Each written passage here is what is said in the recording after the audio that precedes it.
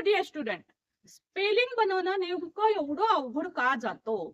या प्रश्नाचं उत्तर हवंय तर मग हा व्हिडिओ तुमच्यासाठी. पहा, एक साधा आणि सोपं एक्झाम्पल मी तुम्हाला इथे घेतलेलं आहे. जसं की पहा, इथे तुम्हाला 3 शब्द दिसतील, फिश, रफ आणि फोटो. आता ह्या शब्दांचा जर तुम्ही उच्चार करून पाहिला तर तुमच्या लक्षात येईल की याच्यामध्ये तुम्हाला फ साऊंडने सुरुवात दिसेल. साऊंड लक्षात घ्यायचे, कारण स्पेलिंग बनवणं जे आहे ते उच्चाराचा खेळ आहे. हा उच्चाराचा खेळ जो आहे तो सोपा करण्याच्या अनेक युक्त्या मी तुम्हाला आजच्या या व्हिडिओमध्ये सांगणार आहे. अनेक अनेक प्रकारे अवघड जाणारी गोष्ट अनेक जणांना, परंतु ती अत्यंत सोप्या पद्धतीनं मी तुम्हाला सोपी कशी जाणार आहे ते सांगणार आहे. तर बघा, इथे फिश मध्ये तुम्हाला साऊंड येईल फ, रफ मध्ये तुम्हाला साऊंड येतो फ, ओके, फ साऊंड येतोय, आणि फोटो मध्ये साऊंड येतो, सुरुवातीला साऊंड येतो फ, रफ मध्ये शेवटी येतो. मग हा जो फ साऊंड आहे तो इथं एफ लेटर दाखवतो, रफ शब्दामध्ये तो OUGH दाखवतो, तर फोटो शब्दामध्ये तो PH साठी आलेला आहे. म्हणजे बघा, उच्चार एक. ओके, पहा काय अडचण असते स्पेलिंग बनवताना, नेमकी अडचण काय येते? उच्चार एकच आहे, उच्चार एकच आहे, परंतु तुम्हाला इथे काय दिसेल? स्पेलिंग अनेक दिसतील. ठीक आहे, ह या एका उच्चारासाठी आपल्याला इथे स्पेलिंग अनेक आलेले दिसतात. हा एक मोठा प्रॉब्लेम आहे आपला, की ज्यामुळे आपल्याला स्पेलिंग बनवणं अवघड जातं. कारण ख साऊंड जर आला आपल्या एखाद्या शब्दात तर स्पेलिंग नेमकं काय लिहावं? एफ लिहावं, OUGH लिहावं का PH लिहावं, असा एक प्रश्न पडतो. ह्या सगळ्या प्रश्नांची उत्तरं तुम्हाला आजच्या व्हिडिओमध्ये भेटणार आहे. तसं इथे आणखी एक उदाहरण दिसेल बघा. यामध्ये तुम्ही जर उच्चार करून पाहिला तर हा होईल हॅज. प्रत्येक ठिकाणी तुम्हाला लेटर यस दिसेल. सो इथे यस, या शब्दात पण यस आहे आणि या शब्दात पण शेवटी यस आहे. ओके, सो इथं जर वाचलं तर हा यसचा साऊंड काय होतो बघा, हॅज. हॅज म्हणजे उच्चार काय झाला? ज. लेटर आहे यस पण उच्चाराला ज. तसंच इथे काय दिसेल तुम्हाला?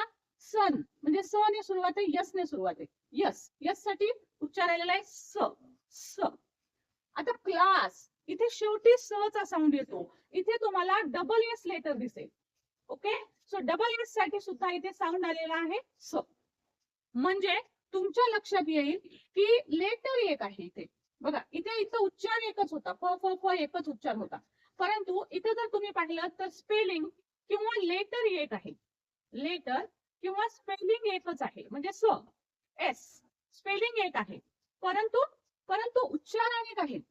उच्चार अनेक. बघा, ही आहे स्पेलिंग न येण्यामागचे कारण. उच्चार अनेक दिसतील तुम्हाला इथं. इथं काय? इथं उलट आहे. उच्चार एक असेल तर त्यासाठी स्पेलिंग वेगळे येतात. कधी कधी उलट होतं की लेटर तुम्हाला एकच दिसेल पण त्या एका लेटरचे उच्चार अनेक आहेत. म्हणजे आता प्रॉब्लेम जो आहे, कधी स्पेलिंग अनेक येतात तर कधी उच्चार अनेक येतात. सो हे जे सगळं जम्बलिंग आहे तर ती जर दूर करायची असेल तर आपल्याला अभ्यास करावा लागणार आहे 44 साऊंड्सचा. पण मी अत्यंत सोप्या पद्धतीने हे साऊंड्स तुम्हाला सांगणार आहे, आणि हे तुम्ही जर दोनदा, तीनदा, चारदा पाहून शब्द ऐकून शब्द जर लिहून काढलात तर तर विद्यार्थी मित्रांनो, एकही स्पेलिंग मिस्टेक तुमची आयुष्यात कधीच होणार नाही. कारण इतक्या सिंपलेस्ट मेथडनी मी तुम्हाला आज ते सगळं सांगणार आहे. चला तर मग डिटेल मध्ये 44 साऊंड्सचा आपण अभ्यास करू, जेणेकरून की हे सगळे कन्फ्युजन तुमचे दूर होतील आणि इथून पुढे एकही स्पेलिंग मिस्टेक होणार नाही. आणि वाचन तर अत्यंत सोपं. स्पेलिंग बनवत असताना 44 साऊंड लक्षात घ्यायचे, एवढं तुम्हाला कळालं असेल आता. पण हे 44 साऊंड सोप्या पद्धतीने लक्षात कसे ठेवायचे ते तुम्हाला सांगते. बघा, पहिले तर तुम्हाला माहितीये A to Z मध्ये 26 लेटर्स आहेत, पण त्याचे उच्चार 44 होतात. त्याच्यामध्ये वॉवेल जे आहेत ते 5च आहेत, AEIOU, परंतु त्याचे जे आवाज होतात ते 19 प्रकारचे उच्चार होतात, साऊंड होतात. त्याच्यानंतर कॉन्सोनंट जे आहेत ते 21 कॉन्सोनंट आहेत, परंतु त्याचे उच्चार जे आहेत तर ते 25 होतात. आता सुरुवात करूया आपण या कॉन्सोनंटच्या उच्चारांपासून, की हे 25 उच्चार कशा पद्धतीने होतात आणि हे उच्चार तुम्ही लक्षात कसे ठेवायचे जेणेकरून स्पेलिंग चुकणार नाही आहे. त्याला किती पर्यायी शब्द येतात, किती पर्यायी लेटर्स येतात किंवा पर्यायी उच्चार येतात ते आपण समजून घेऊया. आणि हो, तुम्हाला समजावं यासाठी मी कॉन्सोनंट जे आहे त्याची अशी 2 भागामध्ये विभागणी केलेली आहे. पहा, आपले लेटर्स AEIOU हे 5 स्वर सोडून दिले तर त्याच्यानंतर आपला लेटर सुरू होतं B. ओके, त्याच्यानंतर C जे मी इकडे घेतलेले. तर मी तुम्हाला इथे कॉन्सोनंटची 2 भागात विभागणी केलेली दिसून येईल. ती कशा पद्धतीनं, तर हे जे काही इकडचे कॉन्सोनंट मी लिहिलेले आहेत ते ते अशी कॉन्सोनंट आहेत ज्याचा उच्चार हा दोन प्रकारे येतो. म्हणजे कसा, एक तर लेटर बी चा उच्चार ब येतो, जसं की बॅट असेल, बॉल असेल, आणि काही वेळेस तो डबल लेटर मध्ये येतो, जसं की बबल असेल, सो पेबल असेल. सो अशा पद्धतीनं डबल बी म्हणजे एक तर सिंगल असेल तर तेव्हाही ब उच्चार येतो, किंवा तोच लेटर जर एखाद्या शब्दात डबल आलेला असेल तर डबल लेटर साठी सुद्धा ब येतो. तशाच प्रकारे डी सुद्धा, डी फॉर डॉग, किंवा डी जो आहे तो डबल डी जेव्हा येतो तर त्यावेळेस सुद्धा आपण हा ड साऊंड वापरत असतो. असेच हे सगळे शब्द आहेत लेटर वाय पर्यंत जे मी इकडच्या बाजूला दिलेले. हे कसे आहेत, की त्याचा इटसेल्फ उच्चार तुम्हाला मी दिलेला आहे जो की त्या पर्टिक्युलर शब्दामध्ये येतो, आणि तो डबल लेटर म्हणून आलेला असेल तरी पण आपल्याला त्याचा उच्चार एकदाच करायचा असतो. जसं की आपण सपोज पी लेटर आहे तर पी चा उच्चार, पी ने सुरू होणारा कोणताही शब्द असो, पेन असो, पेन्सिल असो, आपण प उच्चार करतो. परंतु हॅपी, हॅपी मध्ये डबल पी आहे, डबल पी चा हॅप पी, हॅप प पी असं नाही म्हणत, तर पी डबल पी चा उच्चार एकदाच करायचा आहे. सो अशा पद्धतीनं डबल लेटर आलं तरी एकच उच्चार करायचा आहे, एकच वेळेस लेटर आलं तरी एकच उच्चार करायचा आहे. असे हे सगळे शब्द आहेत की थोडक्यात काय, तर ह्याचे फक्त दोनच उच्चार येणार आहेत, डबल लेटर साठी आणि सिंगल लेटर साठी. आता इकडचे हे सर्व जे कॉन्सोनंट घेतलेले आहेत मी, हे कॉन्सोनंट असे कॉन्सोनंट आहेत. आणि बघा सगळ्यात जास्त गोंधळ याच कॉन्सोनंट मध्ये होतो. तो समजून घेऊया आणि तो लिहून काढा, समजून घेत लिहून काढा, खूप वेळेस लिहून काढा, म्हणजे तुमचा हा गोंधळ कधीच होणार नाही आणि तुमचे स्पेलिंग मिस्टेक्स होणारच नाही. तुम्ही कुठल्याही प्रकारचा शब्द तुम्हाला दिला तर तुम्ही ते स्पेलिंग आरामात तयार करू शकणार आहात. कसं ते बघा. आता कॉन्सोनंट सी, एफ, जे, के, एस, टी आणि झेड हे जे कॉन्सोनंट आहेत, 7 कॉन्सोनंट आहेत, याला वेगवेगळ्या प्रकारचे उच्चार आहेत आणि ते वेगवेगळ्या प्रकारच्या लेटर्सनी रिप्रेझेंट केले जातात. लक्षात घ्या.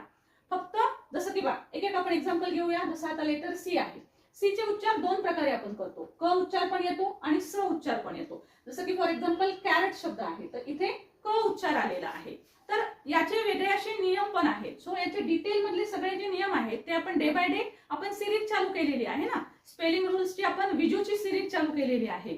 सो विजू रूल तुम्ही पहिला रूल तुम्हाला खूप आवडला, खूप जणांनी तो लाईक केला, खूप जणांनी त्याला अप्रिशिएट केलं. सो ही सिरीज जी आहे ती आपली चालू राहणार आहे. सो त्याच्यामध्ये मी तुम्हाला हे जे सर्व रूल्स आहेत ते का असे येतात, त्याची कारणं काय आहेत आणि ती केव्हा आपण वापरायला हवी, त्याचे रूल्स पण मी तुम्हाला येणाऱ्या व्हिडिओज मधनं सांगेन. सो आपण इथे कॅरेट म्हणजे क चा उच्चार वापरलेला आहे. लेटर सी च्या पुढे जर ए ओ यू हे दोन लेटर येत असतील तर त्याचा उच्चार क केला जातो.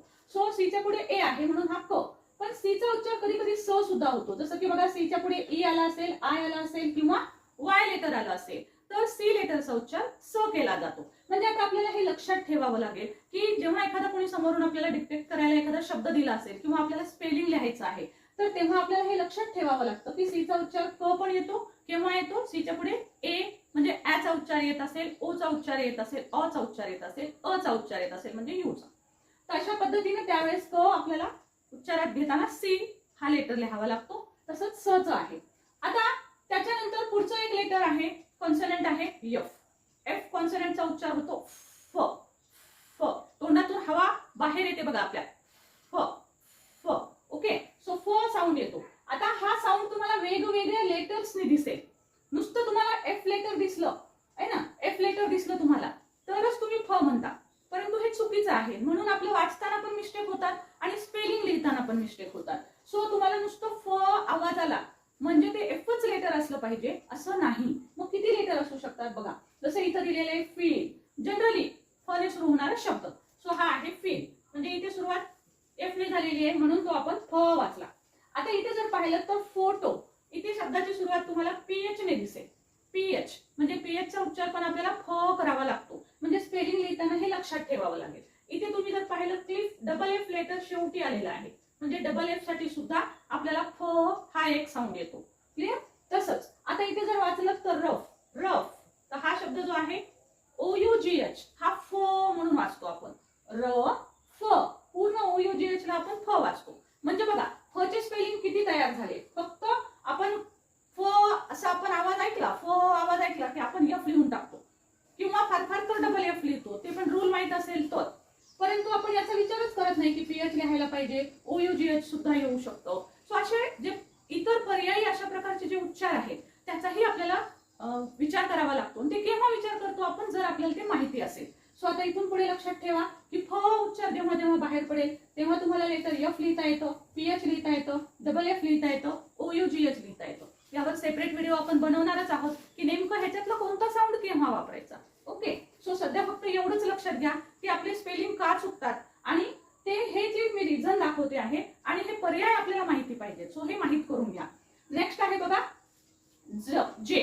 लेटर जे आलं की आपण ज उच्चार करतो, जसं की जी जनरल आहे. सो जे ने सुरुवात आहे म्हणून आपण इथं उच्चार करतो ज चा. परंतु इथं जर तुम्ही पाहिलं तर इथेही आपल्याला ब्रिज ब्रिज म्हणजे आपल्याला हा DGE जो आहे तो DGE साठी सुद्धा आपल्याला ज उच्चार करावा लागतो. म्हणजे आता इथून पुढे ज उच्चार आला की लेटर जे पण लिहाल तुम्ही आणि विचार करावा लागेल की अरे जे नाही आलं तर मग DGE येईल का इथे, कारण DGE सुद्धा ज साठी येतं. ओके, तसंच जिराफ जिराफ. आता इथे तुम्हाला जे नाही दिसणार पण साऊंड दिसेल ज, है ना. जी आय चा साऊंड आहे ज. जसं सी चा आपण पाहिलं की सी च्या पुढे ई असेल, आय असेल, वाय असेल तर साऊंड स होतो, क च्या ऐवजी स होतो. तसंच लेटर जी चं पण आहे. जी चं लेटरचा आपण ग उच्चार करतो, परंतु त्याच्या पुढे जर आय आलं, ई आलं आणि वाय आलं तर आपण त्याचा उच्चार ज करत असतो. म्हणून इथं ज साऊंड आलेला आहे. सो ज साऊंड जर आलेला असेल तर लेटर फक्त जेच लिहिणार का तुम्ही? अजिबात नाही. सो GI सुद्धा येऊ शकतो, तसंच GE सुद्धा येऊ शकतं. ओके, सो इथे आपण GI साठी ज घेतलेला आहे, इथे आपण GE साठी ज घेतलेला आहे, इथे आपण DGE साठी ज घेतलेला आहे. म्हणजे उच्चार कोणता येतो. आता याच्या पुढे तुम्हाला ज उच्चार ऐकू आला की तुम्ही कोणते कोणते स्पेलिंग वापरून पाहणार आहात. तुम्ही जे वापरून पाहणार आहात. ते जर बसत नाही वाटलं तुम्हाला तर मग DGE चा विचार करा, GI चा विचार करा, GE चा विचार करा. ओके, पण हे नेमके कोणते लेटर कुठे घ्यायचे हे पाहायचं असेल तर कीप वॉचिंग आवर व्हिडिओज. येणाऱ्या व्हिडिओज मधून तुम्हाला हे सर्व रूल्स कळतील. आता के आहे, समजा के चा उच्चार क येतो, जसा एज इन किंग कॉमन आहे, है ना, हे कॉमन आहे. पण जसं की केमिस्ट्री केमिस्ट्री सो CHE साठी पण आपण क उच्चार करतो. म्हणजे पुढे कधी पण क आला तर विचार करा की CHE सुद्धा स्पेलिंग क साठी येऊ शकतं, CH येऊ शकतं. के आहे म्हणून इथे ए आलेला आहे. तसंच बघा इथे स्कूल शब्द आहे. सो स्कूल मध्ये सुद्धा क साऊंड येतो आपल्याला. सो के चा साऊंड स्कूल. सो एस च्या सोबत सी जोडल्यावर सुद्धा क चा साऊंड येतो, हे लक्षात ठेवा.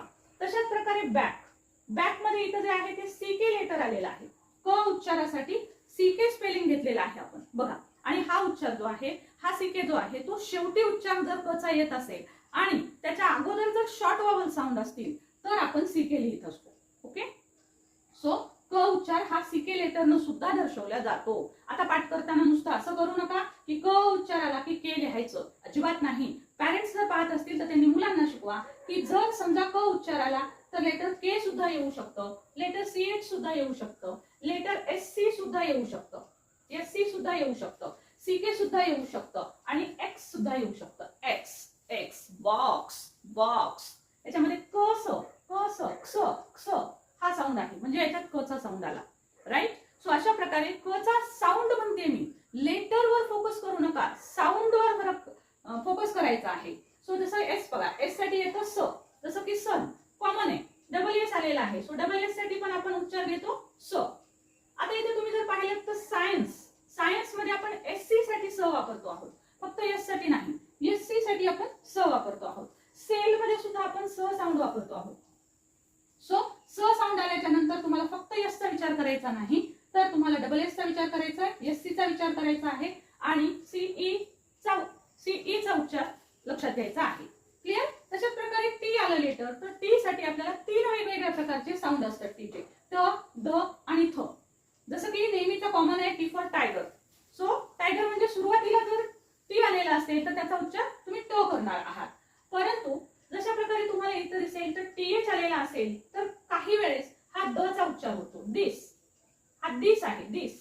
सो द चा उच्चार होतो इथे. तशाच प्रकारे TH ची द, इथे पण द चा उच्चार होतो. इथे जर पाहिलं तर हा शब्द आहे थिंग, कारण TH चा उच्चार होतो इथे थिंग. ओके, सो TH चा उच्चार होतो थ थ. सो आता TH मध्ये टी आलेला आहे. सो टी चा उच्चार घेत असताना ह्या अल्टरनेटिव्ह स्पेलिंगचा सुद्धा तुम्हाला विचार करावा लागेल. अल्टरनेटिव्ह स्पेलिंग आहेत हे, म्हणजे पर्यायी आहेत स्पेलिंग. एकच स्पेलिंगचा विचार नाही करायचा आहे तुम्हाला. केव्हा? जेव्हा हे 7 वेगवेगळ्या प्रकारचे कॉन्सोनंट येतील तेव्हा. आता शेवटचा कॉन्सोनंट बघूया, झेड. त्याचा उच्चार येतो झ झ. ज ला ह बाहेर पडतो, ज म्हणताना ह बाहेर पडतो तेव्हा त्याचा उच्चार होतो झ झ. म्हणजे ज आणि ह जोडून येतो तेव्हा झ. झ for zebra zebra. So zebra नाही, ज नाही, झ झेब्रा. तशाच प्रकारे डबल झेड आलं म्हणजे एक झेड आलेलं तरी पण तुम्ही झ वाचाल, डबल झेड आलेला आहे तरी पण तुम्ही झ वाचाल. As in has, has. इथे बघा सुरुवातीला मी जे एक्झाम्पल घेतलं ज, ज है ना, हॅज, हॅज. नुसता ज नसतो, हॅज, हॅज. सो इट्स झ, राईट. तशाच प्रकारे विजन, विजन ह्याच्यामध्ये जन साऊंड येतो, विजन. ओके, सो इट्स जन, विजन, जन किंवा जन. ओके, ज आणि झच्या मधला साऊंड म्हणतो आपण ह्याला. सो अशा प्रकारे तुमच्या लक्षात येईल की कॉन्सनंटचे हे वेगवेगळ्या प्रकारचे उच्चार आपल्याला लक्षात ठेवायचे आहेत. आता याच्यानंतर आपण वॉवल साऊंड पण वाचावे लागतील. असेच वॉवल साऊंड पण वेगळ्या पद्धतीने लक्षात ठेवायला शिकूया, कारण त्याच्याशिवाय तर वाचताच येणार नाही, कारण स्वर आणि वॉवल एकत्र येऊनच शब्द बनतात. चला तर मग पुढे बघूया सर्व vowel sound. Take screenshot of this. आता पाहूया वॉवल साऊंड. आता ह्या वॉवल साऊंडचे सुद्धा फक्त तुम्हाला दिसायला 5च स्वर दिसतात, ए ई आय ओ यू. परंतु याचे 19 वेगवेगळे साऊंड आहेत आणि हे सगळे साऊंड आपण समजून घेऊया. बघा, पहिले तर कसे ओळखायचे, हे शॉर्ट आणि लॉंग असे दोन प्रकारचे साऊंड असतात स्वरांचे. म्हणजे कसं, तर शॉर्ट म्हणजे आखूड, छोटे उच्चार करतो आपण. हे केव्हा येत असतात, जर समजा तुमच्या एखाद्या लेटर मध्ये तुम्ही वाचताय, त्या लेटर मध्ये जर एकच स्वर असेल तर पहा, सुरुवात करा, पहा त्याच्यामध्ये एकच आहे का. म्हणजे साधारणतः 3 लेटर, 4 लेटर, 5 लेटर वर्ड्स जे असतात तर त्याच्यामध्ये हे उच्चार येतात. तर तिथे एकच स्वर दिसेल तुम्हाला, जसं याच्यामध्ये आहे एकच स्वर आहे, बॅट, ऍ साऊंड येणार. ई दिसलं तर याचा साऊंड ए येणार, ए म्हणजे मात्रा, बेट. आय जर दिसेल तुम्हाला, एकच आय दिसेल तर उच्चार करावा लागेल ई, बिग, बिग. ओ असेल तर त्याचा उच्चार करावा लागेल ऑ, जसं की ब, ऑक्स, बॉक्स. यू आलेला असेल तर त्याचा उच्चार होतो अ, बट. खूप जणांना समजत नाही की हे उच्चार नेमके केव्हा करावे. तर 3-4 लेटर वर्ड्स मध्ये आणि एकच स्वर आलेला असेल तर हे उच्चार वापरा, एचा ऍ, ईचा ए, आयचा ई, ओचा ऑ आणि यूचा अ. पण त्याच्याऐवजी जर तुमच्या दिलेल्या शब्दामध्ये 2 स्वर आलेले असतील तर त्यावेळेस मात्र आपल्याला हे जे ए ई आय ओ यू आहे त्याला त्याच्या नावाने वाचावं लागतं. जसं की आपण याला काय वाचतो, ए. मग जर तुम्हाला एखाद्या लेटर मध्ये 2 स्वर दिसत असतील आणि त्यातला पहिला स्वर हा ए दिसत असेल तर तेव्हा तुम्ही त्याला वाचन करताना दुसऱ्या स्वराचा आवाज करायचाच नाही, वाचायचा नाही, दुसरा सायलेंट ठेवायचा आणि पहिला जो स्वर येईल तो ए वाचायचा. म्हणजे ए पहिला स्वर दिसला तर ए वाचणार आहात. सपोज दुसऱ्या एखाद्या शब्दामध्ये तुम्हाला पहिला स्वर हा ई दिसेल आणि ईच्या सोबत ए आलाय किंवा दुसरा अजून कुठलाही स्वर आलेला असेल तर त्यावेळेस तुम्हाला उच्चार करायचा आहे ई, ई, दीर्घ ई करायचा आहे. ओके, आय दिसला तर तुम्हाला वाचायचा आहे आई. एकच आई दिसणार नाही, आईच्या सोबत दुसरा एखादा स्वर दिसेल. मग ओच्या सोबत पण दुसरा एखादा स्वर दिसला तर त्याला वाचायचंय ओ. लक्षात घ्या, हे आणि हे उच्चारामध्ये फरक आहे. जेव्हा 2 स्वर दिसतील तेव्हा हे उच्चार करायचे, एकच स्वर दिसला तर हे उच्चार करायचे. यूच्या सोबत दुसरा स्वर दिसला तर उच्चार होईल यू. हे सगळे उच्चार दीर्घ असतात, लांब असतात. ओके, आता याचे आपण काही पर्यायी वेगवेगळ्या प्रकारचे आपल्याला उच्चार दिसतात का किंवा स्पेलिंग दिसतात का ते आपण समजून घेऊया. तर बघा, जसं हे लॉंग वॉवल आहे, इथे तुम्हाला शॉर्टचे मी एक्झाम्पल दिले, इथे लॉंग वॉवल बघा. आता जसं तुम्हाला मी सांगितलं, आता पहिले तर पाहायचं 1 आणि 2 आहेत का. सो इथे तुम्हाला 2 स्वर दिसतील, पहिला स्वर ए आहे. सो याच्यात वाचन करताना ए चा उच्चार करायचा आहे. हा ए म्हणजे तुम्हाला काय द्यायचा आहे, मात्रा द्यायचा आहे. ही जी ई असते तर ह्याच्यासाठी आपल्याला द्यायचा असतो वेलांटी. ओके, सो अशा प्रकारे आपल्याला हे लक्षात ठेवायचं आहे. तर हा काय होईल, मग केक शब्द होईल. तर इथे आपण ए वाचलेलं आहे. सो हा सी जो आहे हा क अधिक हा ए आणि ई. मी काय म्हटलं, दुसरा वाचायचा नाही स्वर, सो फक्त ह्यालाच वाचायचंय ए. सो क अधिक ए अधिक पुन्हा हा क, हा शब्द तयार होईल क ए केक, केक. म्हणजे इथे स्पेलिंग कोणतं आलं तर अल्टरनेटिव्ह स्पेलिंग तुमचं आलेलं दिसेल तुम्हाला. इथे जे स्पेलिंग दिसते तुम्हाला ते आहे A dash E. Okay, A dash E. म्हणजे हे जे कॉन्सनंट आहेत हे बदलून येतील तुम्हाला. इथे जर यम आलं तर हा शब्द होईल एम ए के ई, मे. ओके, अशा पद्धतीने शब्द बदलतील. आता इथे जर तुम्ही वाचलात तर इथेही तुम्हाला उच्चार वाचून बघा, हा उच्चार येईल एट, ए आलेला आहे.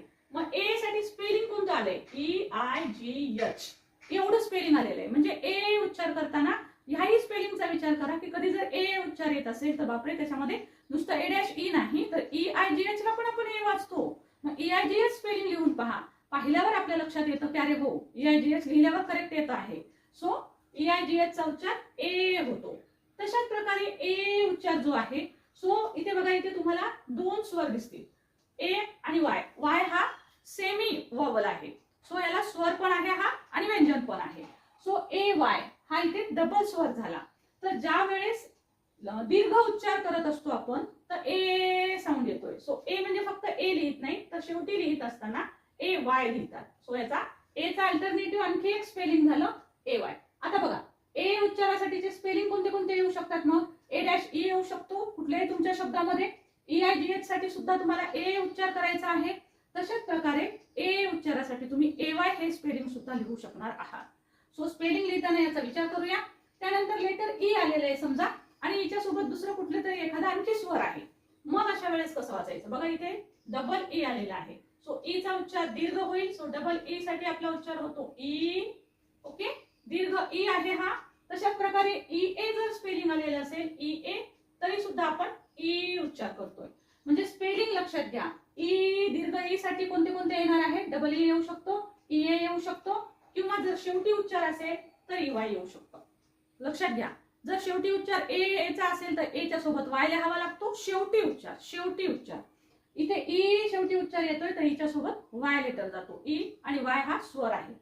सो इथे पण दोन स्वर झाले. आता आई आलेला असेल तर बघा, बी आई बाई क.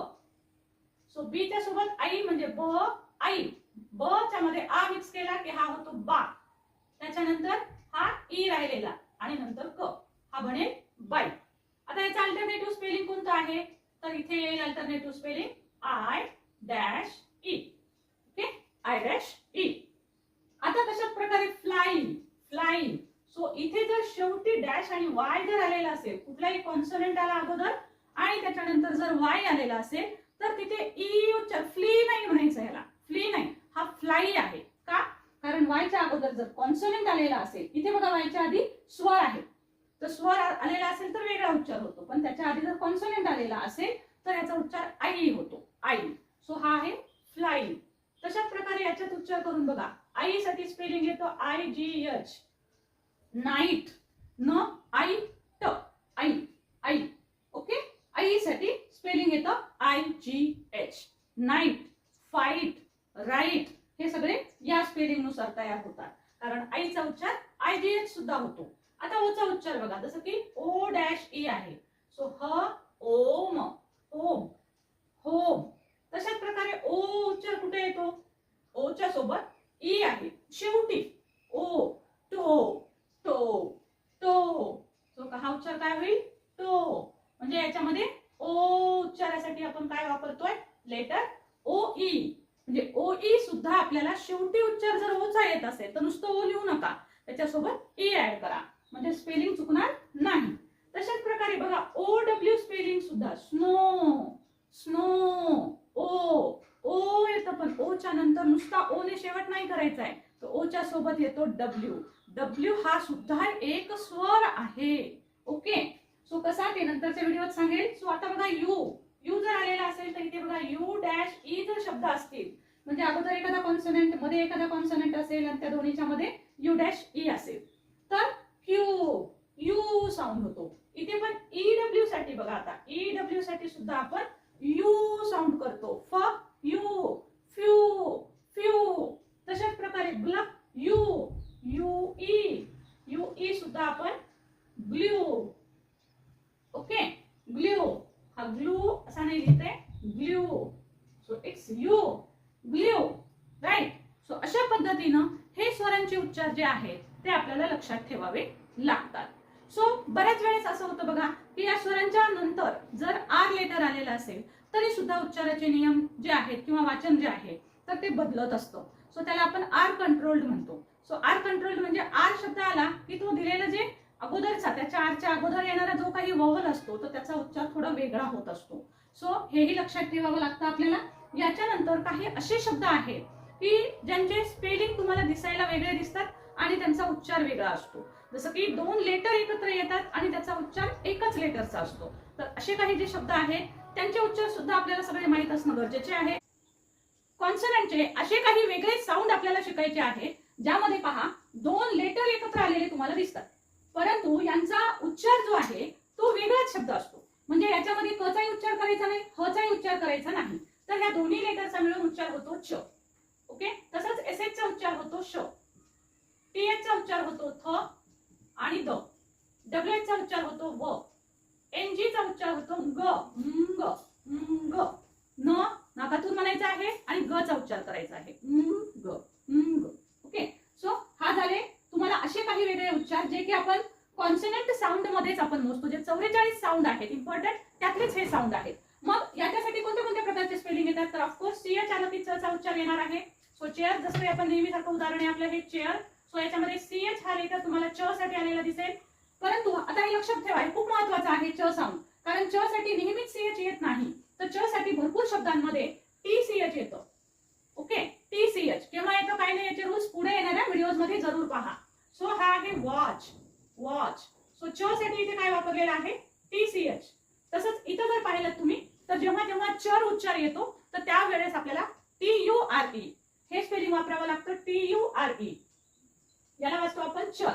Okay, so F U future, F U T U R E future, T U R E म्हणजे चर वाचायचं आहे. सो अशा पद्धतीने लक्षात ठेवायचं आहे, नाहीतर फ्युचर किंवा टी यू आर ई ने अनेक होणारे मोठे मोठे शब्द आहेत जे की तुम्हाला सहज वाचता आणि स्पेलिंग पण लिहिता येऊ शकतं. सो आता बघा, एस एच जर आलं तर वाचायचं आहे आपल्याला श, जसं की इथे दिसेल. सो एस एच आलं तर मी वाचेल श ई प, शीप. आता काही काही वेळेस काय होतं, double S I O N असे तुम्हाला शब्द लेटर्स आलेले दिसतील, तर तेव्हा तुम्हाला वाचायचं आहे शन, शन. तर याच्यामध्ये तुम्हाला श साऊंड दिसेल. ओके, श न. सो हा एन जर आपण काढला तर हा श साऊंड आहे. So double S I O N मध्ये शन साऊंड करायचं, त्यामध्ये श साऊंड असतो. तशाच प्रकारे इथे जर उच्चार केला तर स्पेशल, स्पेशल. इथे दिसायला एसएच कुठेच दिसणार नाही, इथे पण एसएच दिसणार नाही तुम्हाला, पण उच्चार ऐकायचा आहे, कारण स्पेलिंग हा उच्चाराचा खेळ आहे, उच्चार महत्वाचा असतो. So special. आता इथे श साठी आपण कोणतं स्पेलिंग वापरलेलं आहे? तर सी आय ए एल वापरलेला आहे. Okay, special. नेक्स्ट बघा, टीएच हा शब्द असा आहे बघा की त्याचा उच्चार थ पण होतो आणि द पण होतो. मी तुम्हाला तो कॉन्सोनंट साऊंड मध्ये पण सांगितलेला आहे. जसं की हा शब्द तयार होतो दिस, हा शब्द तयार होतो दॅट. सो हे झाले त्याचे द चे उच्चार. तसं की थ चा उच्चार सुद्धा होतो जशा पद्धतीनं थॉन, थ, टीएच साठी थ. इथे थिंग, टीएच साठी थ. Okay, thing. सो दोन उच्चार लक्षात ठेवा. त्यानंतर डब्ल्यूएच, डब्ल्यूएच च्या वर्ड मध्ये हा उच्चार खूप महत्वाचा आहे, कारण हे शब्द वाचता आले पाहिजेत. सो वाचायचं स्पेलिंग लिहिताना सुद्धा डब्ल्यू आणि एच दोन्हीला मिळून आपण वाचतो. लिहिताना पण व साठी इथे डब्ल्यूएच स्पेलिंग लिहायचं आहे, लक्षात घ्या. So what, what. व साठी आपण काय वापरलेलं आहे? W H. वेन, वेन आपण उच्चार करतोय वेन. सो व साठी आपण इथे वापरलेला आहे W H, Wien. Y, Y. So Y साठी पण आपण काय वापरलेलं आहे इथे? W H. व साठी वापरलेलं आहे डब्ल्यू एच, इथे पण डब्ल्यू एच. सो लिहिताना डब्ल्यू एच लिहायचे, पण वाचताना व वाचायचे. सो आता डब्ल्यू एच च्या वर्ड साठी व पासून सुरू होणारा कोणताही शब्द सांगू द्या तुम्हाला, तेव्हा तुम्ही डब्ल्यू एच लिहिणार आहात, नुसतं व्ही किंवा नुसतं डब्ल्यू लिहायचं नाही. त्यानंतर बघूया ग, ग साठी स्पेलिंग कशा पद्धतीने येतं. सो एन जी ग. सो याच्यासाठी आपल्याला वेलांटी द्यायची आहे आणि त्यावर अनुस्वार. सो या पद्धतीने त्याचा उच्चार होतो सिंग, रिंग. म्हणजे एन जी ग, ग. त्यासाठी आपण एन जी वापरतो. तसाच इथे आपल्याला एन आणि जी. सो टम हा शब्द तयार होतो, टम. ओके, सो अशा पद्धतीनं प्रत्येक स्पेलिंग जेव्हा आपण लिहितो किंवा आपण एखादा शब्द वाचतो तर त्यावेळेस आपल्याला ह्या 26 लेटर्सचे हे 44 साऊंड माहित असणं खूपच गरजेचं आहे. व्हिडिओ आवडलाच असेल, हेल्पफुल वाटला असेल तर लाईक जरूर करा, कमेंट करायला विसरू नका, व्हिडिओ शेअर जरूर करा, कारण this is very very very important topic, आणि जो की तुम्हाला इंग्रजी वाचन पण शिकवणार आहे आणि त्यावरून तुम्हाला स्पेलिंग सुद्धा बनवायला येणार आहे. याच्या पुढचे तुम्हाला जर हे का झाले, असे का होतात, याचे जर व्हिडिओ हवे असतील तर मला कमेंट मध्ये जरूर लिहून पाठवा की असे व्हिडिओ मॅम अजून बनवा, त्याचे स्पेलिंग रूल्स सांगा. सो पुन्हा भेटूया पुढच्या व्हिडिओमध्ये. नवीन असाल तर चॅनल सबस्क्राईब करायला विसरू नका, नाहीतर पुढचे व्हिडिओ भेटणारच नाही. Thank you so much for watching.